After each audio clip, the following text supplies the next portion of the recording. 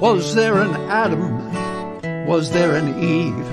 Or did we evolve from what we conceived?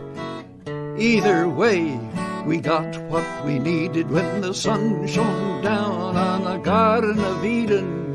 Don't you know we're gonna have a Solartopia, Solartopia, Solartopia. Don't you know we're gonna have a Solartopia all over God's green world? Well, we bit that apple and the garden was lost, and so we had to work to pay the cost.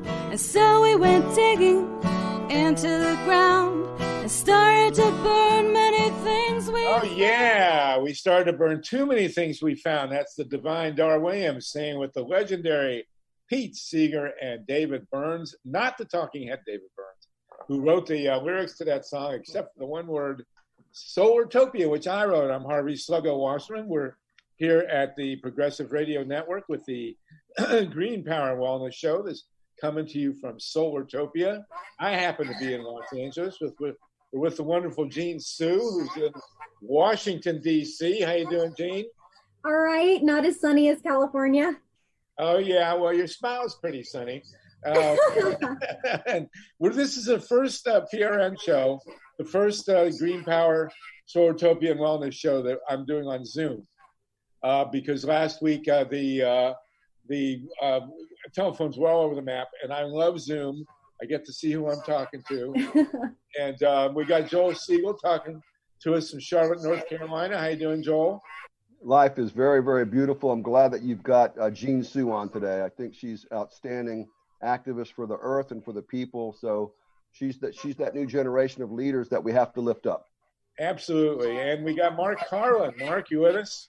Yes, I am, Harvey. So, Mark, you're in Charlotte. You're in Chicago. So we got East Coast, South, Midwest, and California. Now I hear some yapping in the background. Does somebody have a radio on or something? No. Okay. So listen, here's our show today. We got the full hour for the Green Power. It sounds like E.T. Go home. It does, yeah. Maybe you guys in the studio can get rid of it. I don't know. But we're going to start, as we did a couple of weeks ago, with Mark Karlin. Mark is the editor and publisher of BuzzFlash. I do hear something in the background, but anyway, BuzzFlash, and one of our great websites here. And he does a 15-minute commentary with us every other week. Mark, we're glad to have you. And then we're going to go to we go to Jean, and she's going to talk to us for 15 minutes or so about her great work. And then Joel and I are going to talk about the national election protection call that we do every Monday, which is becoming a center for the election protection movement, which certainly we need with this lunatic in the White House. And Joel has founded a COVID-19 emergency response group, a national coalition. We're going to invite you, our listeners, to join us on these calls. There'll be one tomorrow at 1 o'clock Eastern time. Is that right, Joel? And then on Monday, 5 o'clock Eastern time, to talk about election protection, and we'll talk about that when we get beyond Mark's commentary and then our interview with Jean. So, Mark, I know you've got a few really lovely compliments today for the leadership of the Trump team here. I did just read an article. Jared Kushner, you know, these guys, you couldn't make these guys up. Somebody asked Jared Kushner if there was a plan to cancel the election in November, and he said, "Well, not yet, not currently." So we haven't come up with a plan yet to cancel the election. You know, God, these people. Jared Kushner, for those of you who are of the tribe, is what we call a shanda for the goyim. It's the only Joel. I won't explain what a shanda for the goyim is. It's not obscene, but I see all you guys are laughing. God, Zoom is wonderful. I hope we can make this Zoom public for my whole listenership. Okay. Gene seems to be laughing. Gene, do you want to tell us something about your heritage here? Are you actually Jewish? I am married to a Jewish man, so all right. some terminology here. Okay. I don't know. Jewish guys always get the most beautiful women. What can I tell you? Is that sexist? I don't know. Okay, Mark Karlin, please. I know you've got some great commentary for us. Your BuzzFlash website is kind enough to publish my articles. We have one up there now about voting and election protection at BuzzFlash. But you're going to talk. Well, go ahead. You can tell us what you're going to talk about. I think it's a great segue, Harvey, because your commentary was excellent about absentee voting. And of course, the Republicans are both on the state level and federal level opposing mail-in voting. What I see happening right now is one of their strategies to accomplish not having mail-in voting, which includes, by the way, the basically destruction of the Postal Service. The former commissioner of the Postal Service resigned a few days ago, and a Trump appointee is being put in. But anyway, the issue I see is that the Republicans have weaponized death. Obviously, we have Trump weaponizing it on the presidential level. I get annoyed when I read the New York Times or some publications saying he's bungling COVID-19. He's not bungling it. He's absolutely obstructing any possible solution. And I think that in coordination with this, the party is basically, as I said, weaponizing death to try to ensure their victory. And I visually, you can't see this, but this is just one example, because I think it brings into play the larger picture of what happened in Wisconsin, where the Republicans down the line to the court system, the Republican legislature in Wisconsin, basically made a situation where voters had to choose between voting or running the risk of being infected and perhaps dying from COVID-19. So this was an article on CNN yesterday. The headline is Texas Attorney General asks court to stop counties from issuing mail-in ballots to voters afraid of the coronavirus. And the first paragraph is Texas Attorney General Ken Paxton on Wednesday asked the state Supreme Court to step in and stop county election officials from letting voters afraid of catching coronavirus to vote by mail. So they are doing what was done in Wisconsin. The Republicans are saying you're going to have to risk possibly becoming infected if you want to vote. This does not qualify the Republican Attorney General, says of Texas, for an absentee ballot. Now, I think what's the larger picture here is that we're seeing a massive assault on voting rights amidst the pandemic, but using the pandemic. Obviously, if we had vote by mail, we wouldn't be in the situation where people won't be able to choose. That in some states like Texas, it will not be considered a valid concern that one doesn't want to potentially die by voting. We know that after Wisconsin, the last figure I saw was that 60 people were affected from voting in that primary. They chose to exercise their right to vote. Now, the Republicans are basically embracing death. If you read into some of the articles about why Mitch McConnell doesn't want to bail out the blue states, one of them is the blue states are basically Democratic voters. Coronavirus has disproportionately hit people of color. And so senators went on record, I believe it was in roll call, basically saying, why would we want to bail them out? The Democratic constituency is dying off because of coronavirus. This cult of death extends to Ruth Bader Ginsburg, if we move away from the voting bit, because there was another article in roll call which quoted senators saying that if she died, they would appoint, nominate, and confirm a Trump judge, even though McConnell, as we infamously know, wouldn't allow Merrick Garland to be nominated, wouldn't even hold a judiciary committee hearing on him, and wouldn't allow him to meet with any of the Republican senators.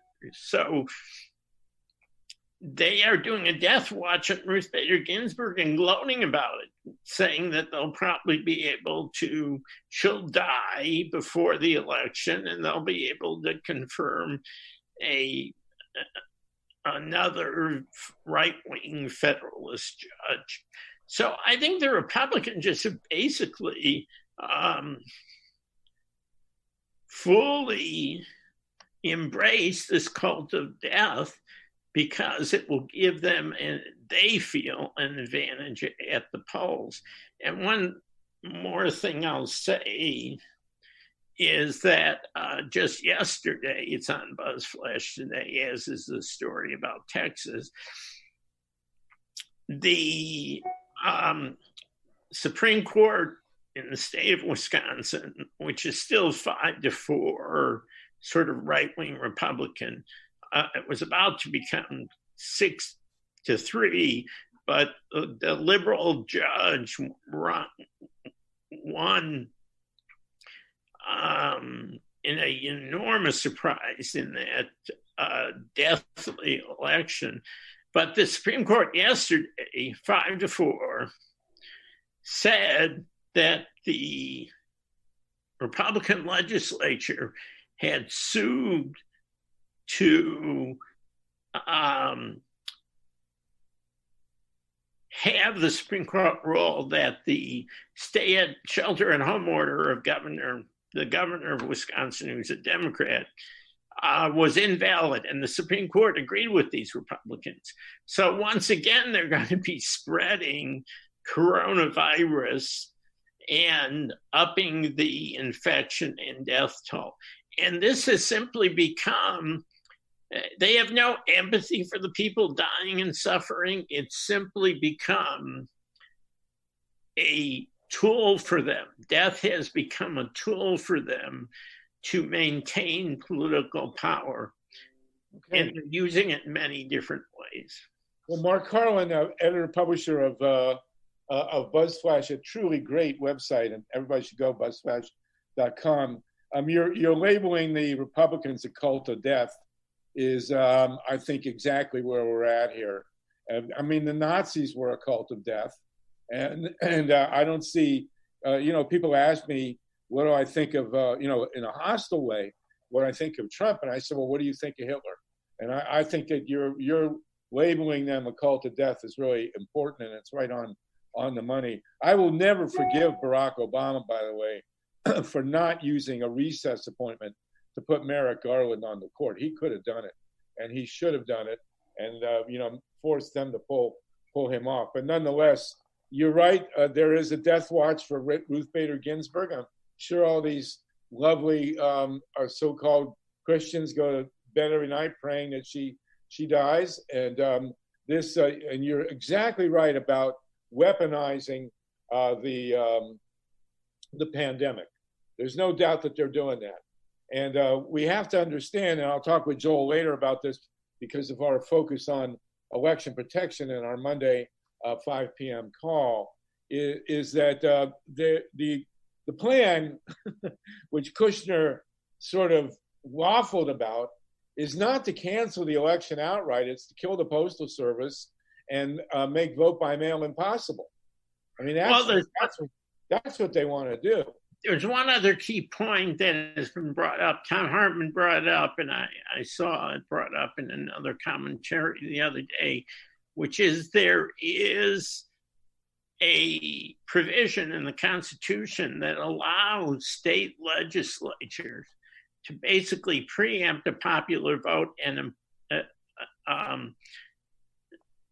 give the electoral vote to the loser. In some ways, this is what Florida did in 2000. They voted, it was a Republican legislature with a Republican governor, Jeb Bush, and they voted to appoint the Bush electors. Now, that never had to be resolved because of the infamous 5-4 Supreme Court ruling, but it did set a precedent. It's also what allowed the then Secretary of State to proclaim that Bush had won the state. Right, and then of course the Supreme Court jumped in 5-4 in the infamous Bush v. Gore decision and handed the presidency to George W. Bush. But again, Al Gore never said anything, has not said anything in the last 20 years about this. He went off and got his Nobel Prize for popularizing knowledge of global warming, but he has yet to say a word about the theft of the 2000 election. And if Al Gore was ever going to come forward with anything, it's time that he started fighting about this, as should John Kerry, who legitimately won Ohio in 2004, and as should Hillary Clinton, who legitimately won Wisconsin, Michigan, and North Carolina. North Carolina we think, but certainly Pennsylvania in 2016. So these corporate Democrats have allowed this to happen and not challenged it. Al Gore has yet to say the first word. I think he should apologize to Ralph Nader and fess up to the fact that he allowed the election to be stolen in 2000. And you brought up Mark, and I want to slip this in here. Al, and very few people deal with this. Nobody deals with it, actually. Al Gore was vice president of the United States when the electors came in, and in 2000, and the Black Caucus, and Joel was certainly familiar with the Black Caucus in Congress, challenged the legitimacy of the Florida Electoral College delegation. And there is a provision in the Constitution, if you get one senator and one congressperson to come forward, there has to be a hearing on the legitimacy of the Electoral College delegation. And Al Gore strong-armed the Senate and refused to allow this hearing. It's one of the worst things that a vice president has ever done. I put it at number 2. Number 1 was in 1865, Andrew Johnson showed up at Abraham Lincoln's second inaugural, where he gave one of the greatest speeches in the history of the world. Andrew Johnson from Tennessee, the vice president-elect, showed up drunk. And here's Abe Lincoln giving one of the greatest speeches in the history of the human race, and his vice president is drunk. There you go. So at any rate, Mark, go ahead. I wonder how they reported that. Nobody reported it. People were really angry about it. And then he became the worst vice president. He became the worst person ever, along with Lyndon Johnson, because of Vietnam, to be Andrew Johnson completely sabotaged Reconstruction. I mean, but anyway, Mark, go ahead. Yeah, I just wanted to add one thing, and then we've got, great guests besides, my perspective. But one of the problems I think many, at least centrist Democrats have, is they follow, and I love Michelle Obama, she's great, but when she said they go low, we go higher, you know, that just doesn't work when you're dealing with thugs, robbers, grifters, and people who are embracing death as an electoral strategy. Going higher is just not going to work. You got to bring out the brass knuckles. And I think that a key thing happened in, and I'll finish with this, in the 2000 election, and we were covering it, BuzzFlash is 20 years old this month. A key thing that happened was this Brooks Brothers riot in Miami-Dade County that Roger Stone was involved with, and Tom DeLay. And they stopped the counting in Miami-Dade County. The counters were so frightened of the raucous crowd and the threats, they stopped. And it was from that point on that the Bush campaign gained control of the narrative. And the narrative went from Gore won, and the recount will show it, to Gore is trying to steal the election from George W. Bush. And the Democrats are very bad at that. Trump controls, in general, the media narrative. The Democrats are very bad on messaging and on having a strong spot. You're 100% right, Mark, and thank you for joining us. We really appreciate it. I will add that the Democrats corporate Democrats are pretty bad on content, too.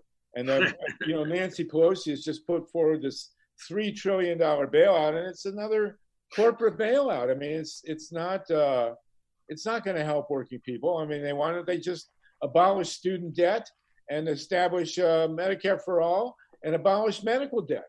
That's all they got to do. But these people, these conservative Democrats, these corporate Democrats are really the cause of the problem here. You know, my next column is going to be, where are Franklin and Eleanor now that we need them? I mean, you know, come on, you know, Joe Biden, you know, riding with Biden, give me a break. He's a total embarrassment. And one of the reasons that Trump's, you know, I was looking at the polls, Trump has you know, the majority of people don't approve of him. And the majority of people think he's doing a bad job. But there's still more than 40% of the country thinks he's doing a good job. 40%, for God's sakes. And one of the reasons is there's no alternative. I mean, you know, he gets up there every day. If Franklin Roosevelt was around, you know, all the attention would be on him, as it would be on Elizabeth Warren, by the way. But, you know, we got this, you know, my line now is that the two candidates, the United States of America has come this far, all this great history, and in 2020, our two candidates for president are dirty old men with dementia. Two dirty old men with dementia running for president here. So, Mark Karlin, thank you very much for being with us. Thank you, Mark. We know you got to go. Keep up at BuzzFlash. Thanks for running my stuff. I really appreciate it. Okay, buddy? Great, you're welcome to stay on. Welcome to stay on if you like, but we are going to turn to Jean Sue, the first woman I've ever met of Oriental origin who speaks Yiddish. So, Rare species, an endangered one. I'm very proud to. Although I think there's an Oriental woman comedian who throws Yiddish into her act. I don't know, but you know, it's great to have you on, Mark. Again, thank you for being with us. You're welcome to stay and pipe up if you like, but keep up at BuzzFlash. We really appreciate it. And I got to say, I love being able to see you guys. Okay, Mark, good to have you. And like I say, you're welcome to stay. So Jean Sue, tell us about your organization. I know you're working against the Trump wall, but you're also working on climate change and a lot of stuff. Very incredibly impressive resume, Jean Sue. So tell us about what you're doing and what's at the top of your agenda. Okay, so I work for an organization called the Center for Biological Diversity. So hopefully folks who are listening have heard of us.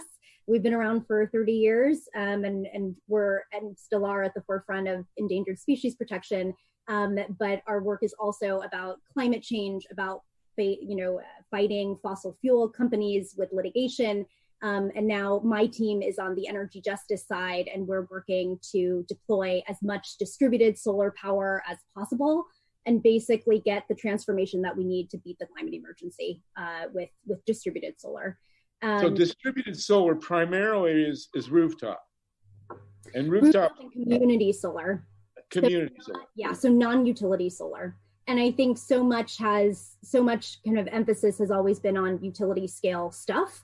And one of the important things to note in our vision of the future is that, you know, we can't just suddenly keep with centralized utilities and just switch from a fracked gas plant to a solar plant. We actually have to go beyond that and actually challenge the governance systems that have gotten us here in the first place. So the families who have fossil fuel plants built in their backyard, who never had a choice in what type of energy should be coming from a centralized fossil fuel corporation, should have the opportunity now in a new future to choose distributed solar, community solar, rooftop solar, the types of clean energy that they can A, vote for in a democratic system, B, have governance choices over, and C, get that local job generation back to their communities. And that ultimately is not only what's going to save us in terms of carbon emissions, but it's what's going to save our fucking democracy. And it's those types of like decentralized systems from the bottom up that we want. We don't want to be still relying on a centralized, dirty utility paradigm going forward. So, you know, I mentioned to you in the run up to the show that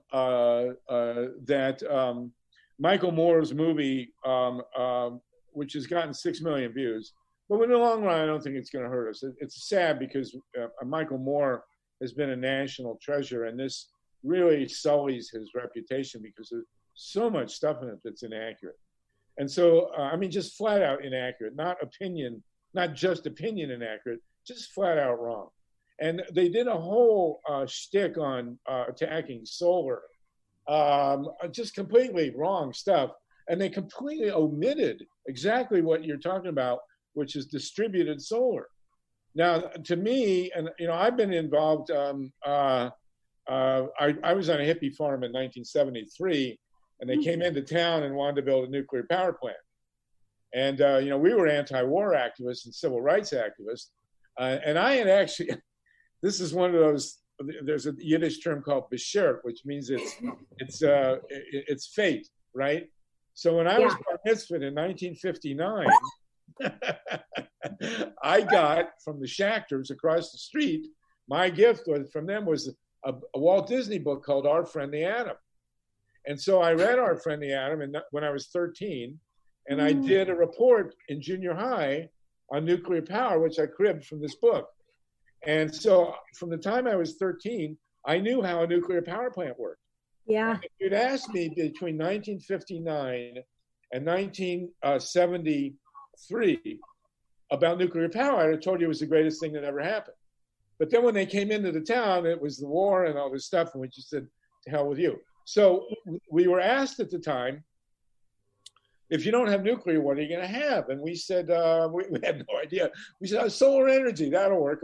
You know, and what I have seen in the last almost 50 years of the almost miraculous rise of solar technologies. And the key and the most radical is exactly what you're working on, which is distributed.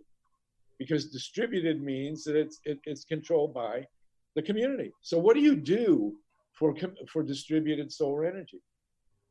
So one of the questions is, why is distributed energy less than 1% of our energy generation right now? What has happened since Jimmy Carter put that on the White House and we tried to achieve energy independence?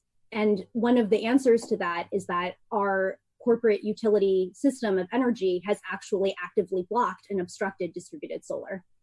So the things that we are working on are trying to legally challenge those obstructions. So for instance, you know, the reason why they are obstructing this is because it threatens their entire business model. We have corporate utilities, and you know, this is an electricity system history lesson, which I always find fascinating.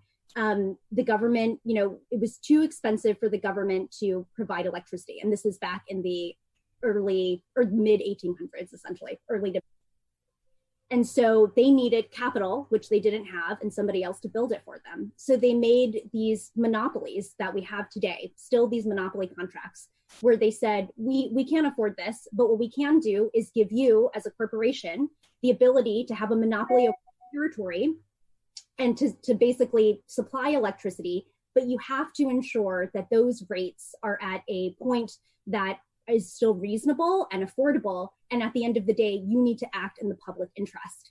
What's happened, so when that happened in the early 1800s, it actually democratized electricity. So, previously to that, you had private companies just supplying the wealthy, but those types of monopoly contracts actually helped spread electricity to everybody, which was fabulous. Not the rural communities, and that's a different story.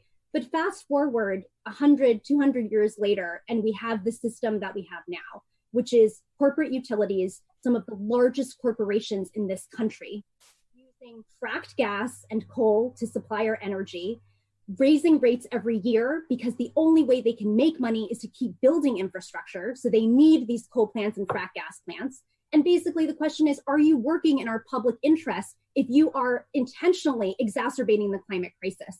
And the answer is no, they are not. But what has happened in the last 110 years is that they have captured our states and our regulators. So states and regulators still depend on these corporations. Meanwhile, people whose fracked gas plants are in their backyard don't have the ability to do anything.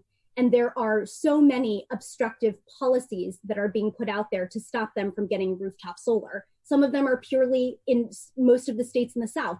You are totally prohibited from actually creating community solar. Right now, literally 2 weeks ago, a shadow group just submitted to the Federal Energy Regulatory Commission, FERC, a petition that will basically completely exterminate net metering policies across this country. I don't know if people know about this huge news, but net metering has been the one sole policy that has driven distributed solar. We now have a group who's taken this to the federal government and have asked them to totally exterminate it.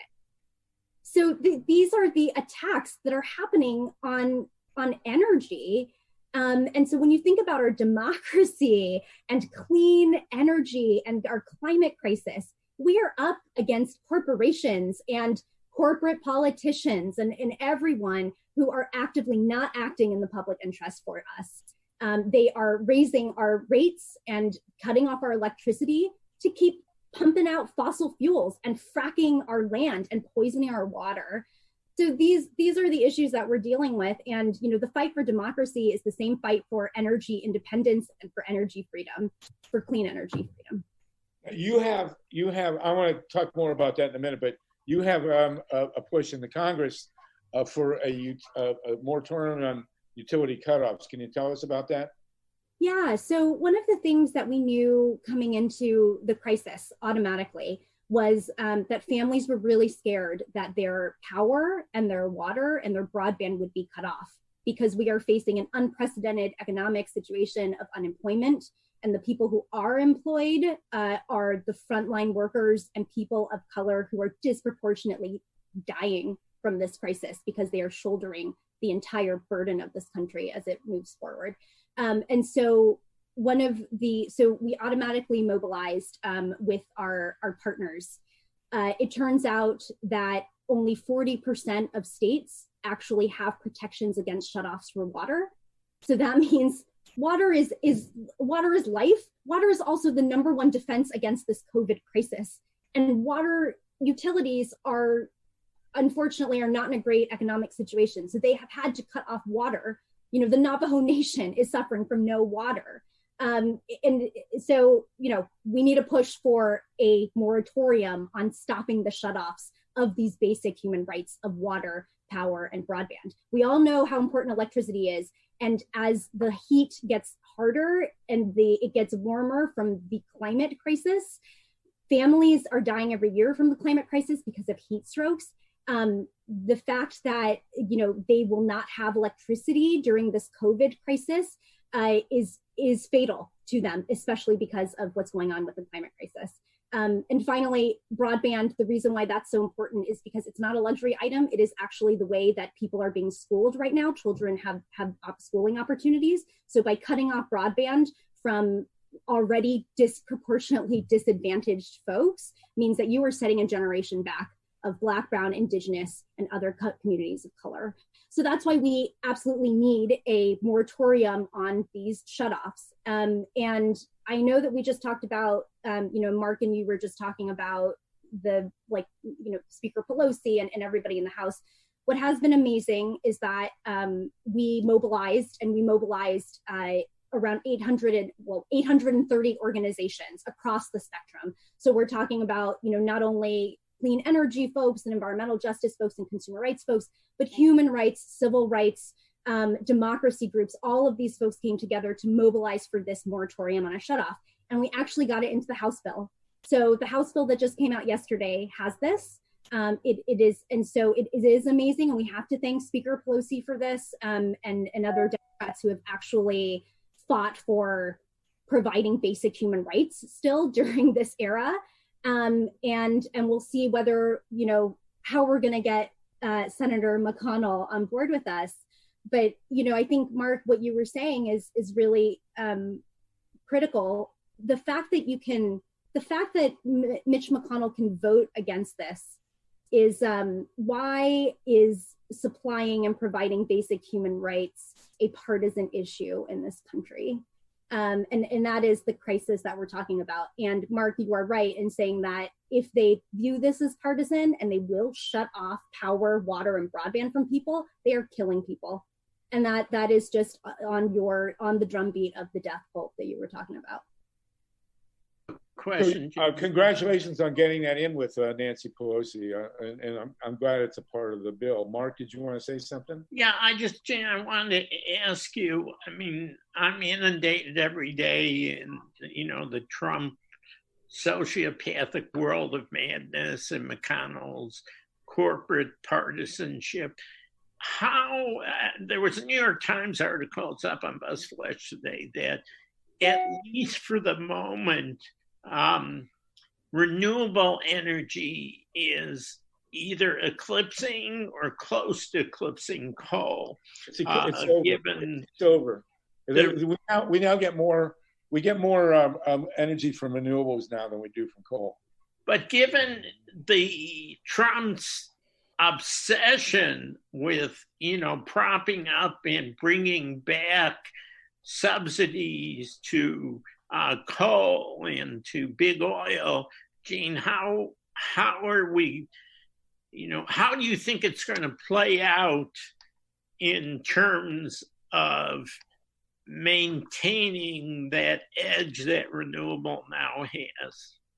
Yeah, so, economically right now, solar and wind are cheaper than coal. And in some places, they are definitely cheaper than fracked gas as well. So I think we have an incredible economic card to play. What's going to happen right now in this interim is that utilities like Duke Energy, which is Joel's provider, are starting to go on the offense. So we are on the offense on the federal legislative side. They are on the defense. Right now, they are going on the offense on a state level to start these rate-making cases where they're about to say, people, we need to actually hike up everybody's rates again because you weren't able to pay for your bill, so we need to hike up your rates to keep these coal plants going. One of the things I think that will become very apparent, and I hope that utility commissions see this across the country, is that it is totally inappropriate at this time in emergency when people are so slammed economically to even envision some type of rate hike for an emergency that they suffered the most from and not corporations. One of the things that will have to be asked is it appropriate that people are paying for this? Or is it appropriate that the corporation and the investors are sucking this up? These corporations are still basing their rates off of a 10% return on investment for investors when the stock market has dropped below zero. So these are the questions that we have to ask. So one, where does that money come from? Potentially investors themselves. Two, does it actually, it's actually really expensive for you to run that coal plant to gas plant. So does it actually make sense that you're still financing that? Why don't we pull that money out and actually get cheaper, cleaner energy from solar and wind? And so I think these are the things that we as a community have to fight back on. And it actually makes economic sense. Like, holy smokes, right? This actually makes more economic sense. And I think that's the thing that we have to pivot on. And I hope, as Republicans, they, people can see that if economically it makes sense and plus it's good for people, I hope that they can jump on board with that. Joel Segal, you haven't said anything yet. Do you want to pipe in on this? Yeah, I love listening to Jean. She's like the Tupac Shakur, Biggie Smalls of activism, and I could literally listen to her all day. She's phenomenal. So no, I was enjoying listening to both Mark and Jean. Yeah, I mean, so I work with Michael Mann and Mark Jacobson, and what every scientist, actually there's several hundreds of them, if not thousands, have said we have 10 years to transition to 100% clean renewable energy. That's it. So if you look at the Greenland ice sheet, if you look at Antarctica, they're melting. That's why we're having these so-called polar vortexes where the weather was like 38 degrees here in Charlotte in May. Usually we drink our mint juleps, on the porch, where it's 78 degree weather. But what Jean was saying is, in terms of having the world on edge because of corporate profits and stockholder driven energy, no, we cannot accept this kind of immoral system. It's going to destroy our planet. So go to 100% clean renewable energy, 80% probably in the next 10 years, 100% by 2045, actually as soon as possible. We have the technology. It's cost effective. I've been in battles with Duke Energy here in Charlotte. I've been meeting them with our former mayor and city council members and state legislators and fake leaders. And what I've been telling them is, number one, if you take the fossil fuel subsidies of oil, gas, and coal and use that to pay for the upfront cost of solar and wind, then they're going to make their money. Their shareholders are going to make their money. We have a win-win. Now, some on the left might say, well, that's unrealistic. That's immoral. That's true. But my whole career I've spent mostly in Congress, where I had to deal with the powers that be. So if we can save the planet, provide electricity that's clean, renewable, and affordable, I think that's what we're going to have to do. And in that vein, I've been working with Mark Jacobson and 15, 20 scientists and leaders on a 100% clean renewable energy transitions bill with teeth in it. A ban on all fossil fuel infrastructure, a ban on the use of the gas, so forth and so on, and then clean jobs. I think we have to have a bill in Congress introduced as soon as possible that does that. Dean? Well, let me tell you a story then. Let me jump in here, okay? I'm going to do this as quick as I can. So I lived most of my life in Ohio. And Northern Ohio, and so you're talking about proactive government regulation and subsidies and so on to help renewable energy. But we're in a position now where it's all coming the other way. And the corporations are actively assaulting the renewable energy industry because they know that technologically and economically, renewables have jumped way ahead of fossil and nuclear power. So here's what happened in Northern Ohio. And this is huge. And this explains everything that's going on in this country. Northern Ohio, along the North Coast, about 20, 30 mile corridor down from the lake, is perfect wind power country. It's flat. The farmers are desperate for windmills. The winds are steady. They're not as powerful as they are offshore or in the Great Plains, but they're good enough. And there's transmission lines already there, which is a huge deal. You can install wind and not install new right-of-way. You don't have to do that, which is, I'm sure you know, is a key to wind power. And the wind sites are close to the cities. Detroit, Akron, Toledo, Cleveland, Ashtabula, up around Erie, Buffalo. They all can get wind along the North Coast, right? So the legislature, and it can all be done free market. This is the thing, you don't need any legislation. Yeah. So the Ohio legislature, which is completely in the pocket since 2010 and the great gerrymander of the fascist right, set up a single sentence in the Ohio code that says in order to build a windmill, you have to have 1,500 feet away from the nearest structure, which is insane. It's a quarter mile. It's ridiculous. Harvey. Completely gratuitous. And it has prevented $4 billion. That's $4 billion worth of wind development in Northern Ohio, which would have made the state totally energy self-sufficient with renewable energy. Harvey. And it gets worse, but go ahead, Joel. I want to do a one-upsman on you, one-upsmanship. The state legislature of North Carolina did a moratorium on wind energy. Right. Now, what kind of sense does that make? Because first of all, wind energy offshore could power all of the electricity in North Carolina. North America. Right. Because the water's very shallow. In the Pacific Ocean, it used to be very difficult to do, full-scale wind power, but not anymore because they've made wind power turbines that can actually float, right? So this is why we're going to have a people's movement like we have never seen before. If we're going to go to 100% clean renewable energy, you can't have, the reason why I love working with the Center for Biological Diversity and Gene got over 800 organizations to sign the letter to the Congress calling for a moratorium on utility shutoffs. Now, that's the old school that you and Harvey and I and Mark come from, coalition building, no ego, just do the job for the people. And that's why, am I being effusive today about Gene? Yes, I am. But you know what? At age 60, I feel really good that Gene is one of the leaders in this movement because you know what? I feel much more secure. But we're going to have that united front, and we're going to have to do it fast. We're going to have to hire at least 20 full-time organizers. Well, I think what we should do, Gene, since you've got 800 organizations, we should have a national Zoom call on these energy issues. Okay, yeah, so why don't we talk off camera about that? And I want to finish the Ohio story because you're not going to believe what happened in Ohio. Keep going. The assault. So there are 2 nuclear plants on the North Coast. Perry, which is 35 miles east of Cleveland, and Davis-Besse, which is the world's most notoriously horrible nuclear plant.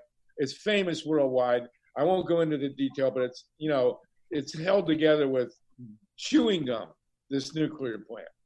And it should have it should never have been built, but and they're losing money. So they claim they're losing money. You're going to love this. So they go to the legislature, and these are all the free market Republicans, right? And they get $1 billion bailout from the legislature to keep Perry and Davis-Besse operating. So then we come back, the grassroots comes back, and also we did get some coal and gas money, and we have a petition to actually they did it. The fossil guys did it. They circulate a petition to override the bailout by the legislature, which is perfectly legitimate. And the nuclear industry hired thugs and physically assaulted people who were circulating petitions to have a referendum to overturn this bailout. Because everybody knew the referendum would pass 4-1. And they physically, this is fascism. This is pure Nazi thuggery, brown shirts out there intimidating signature gatherers, and they kept the referendum off the ballot. Now it gets better, or worse. And in this case, we even have the newspapers in the state, which are very right wing, very corporate, supporting our referendum, and they were horrified that this $1 billion bailout was unchallenged. 2 days ago, the utilities that own First Energy, the utility that owns the 2 nuclear plants, I can barely say this, announced a $300 million stock buyback. They took the money from the bailout and they used it to buy back their own stock. And, they don't even care. This is fascism, pure and simple. So we need to have a national call, Gene and Joel and Mark, and we'll hook it up with BuzzFlash, and we'll do it because we are in a position now, as you know, Gene. You're talking about distributed energy, and that's the horror of this Michael Moore film. Is that we're in the greatest technological revolution in history in terms of energy. Wind and solar have completely blown by coal, Yeah. oil, what I call King Kong, coal, oil, nukes, and gas. It's over. And Yeah. what's happening in this country, and people don't understand this, is that we are now a third-rate power because Germany and China Yep. are totally going to. China is lagging on nuclear. I don't know what's going on there, but Germany, as of 2022, be completely nuke-free.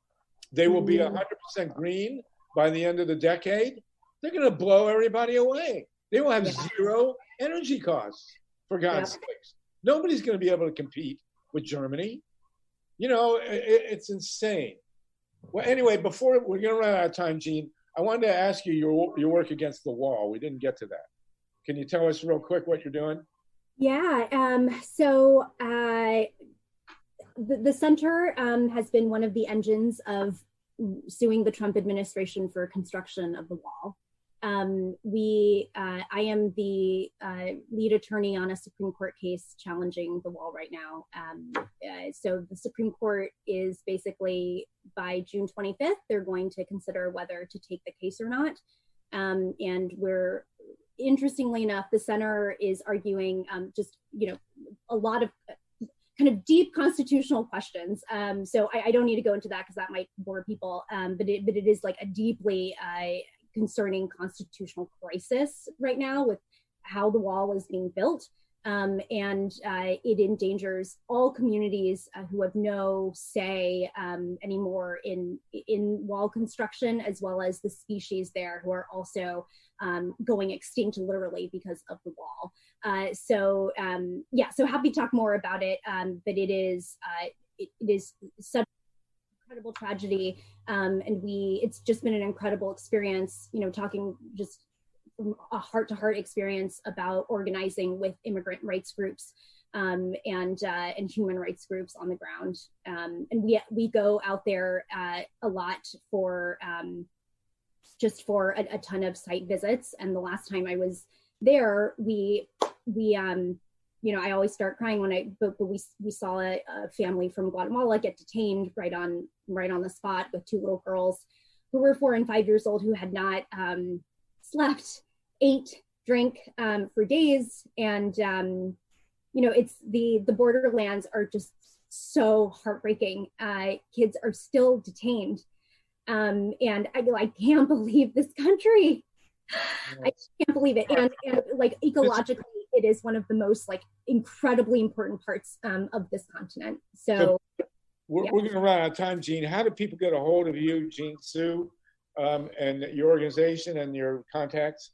Yeah, so we are the Center for Biological Diversity, especially on borderlands issues. We have a borderlands page where we have incredible drone footage of the scar of the wall that's being built right now. Just FYI, the construction of the wall did not stop during this pandemic. It was considered an essential service.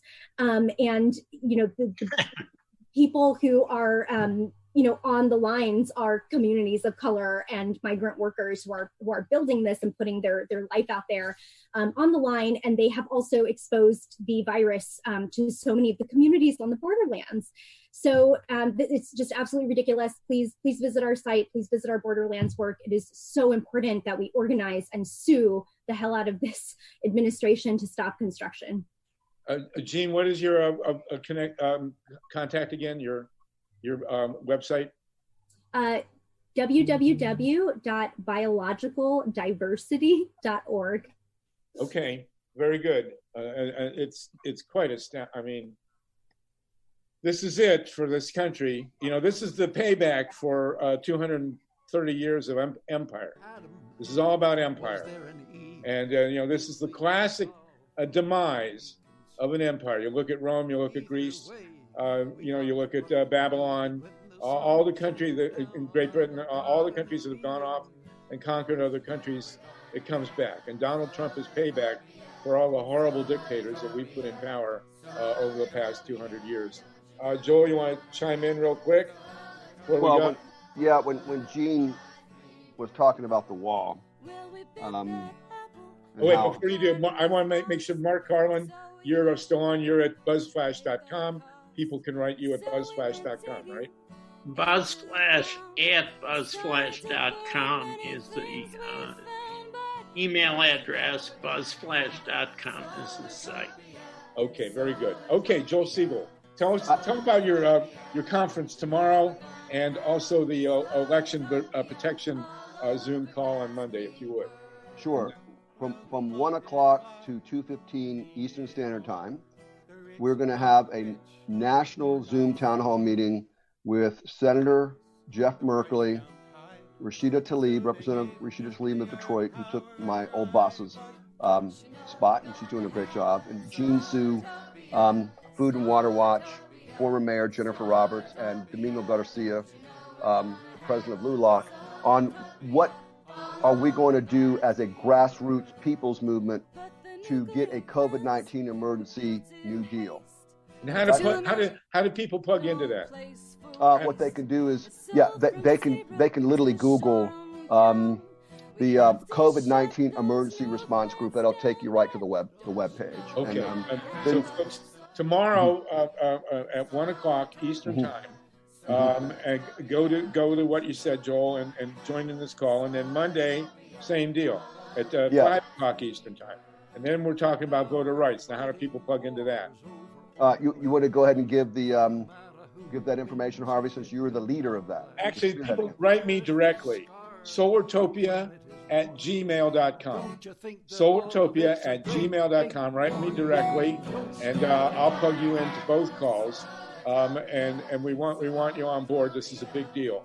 And then Jean Sue will do a national Zoom call town meeting on this renewable energy stuff, because it is the future of the world. Paper ballots. A response to Michael Moore's movie, actually, is what we should do, among other things. And that might draw people. Okay, so Joel, I interrupted you at least 3 times. No, you're the host, man. That's all right. Well, what I was going to say is, I never thought in my lifetime that I would see children and families separated from each other at the border in the name of basically white purity, right? Let's be honest, white nationalism, keep America white again. These children have died in custody, and you can't social distance in these detainment centers. They need to be immediately disassembled and outlawed. That's why voting in 2020, November, is going to be so important. Voting by mail, pushing back against voter suppression. We got to get rid of the emperor, Donald Trump. Absolutely. Okay. So we're almost out of time, and thank you so much, guys in New York, for the studio time. This was my favorite one. I love being able to see my guests. We got to figure out how to make this accessible to everyone.